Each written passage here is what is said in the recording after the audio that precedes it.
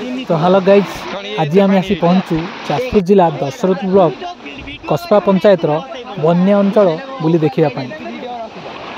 तो देखिपे चारिपाखे खाली पानी ही पानी एवं पानी सचेतन हम धीरे धीरे ऊपर मुंडे अत्यधिक मात्रा बढ़ी चलता कारण बैतरणी नदीर जलस्तर बढ़ी फल तार शाखा नदी काणी नदी बन्या आसाला।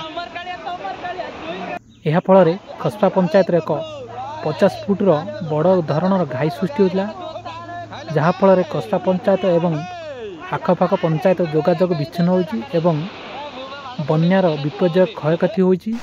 लोकों चाषरू आरंभ कर जीवन जीविका सबुतिर बाधा सृष्टि प्रकृति तांडव रचि ये बन्या।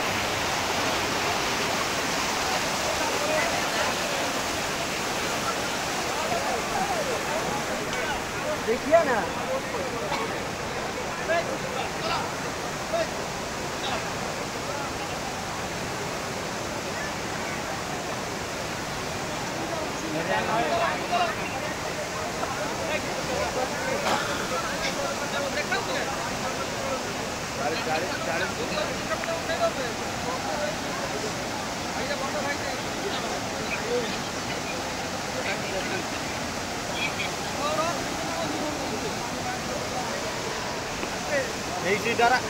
जो सीधर भांगी से सीधर हाई स्कूल पोल खंड उपड़ी जीवा पोल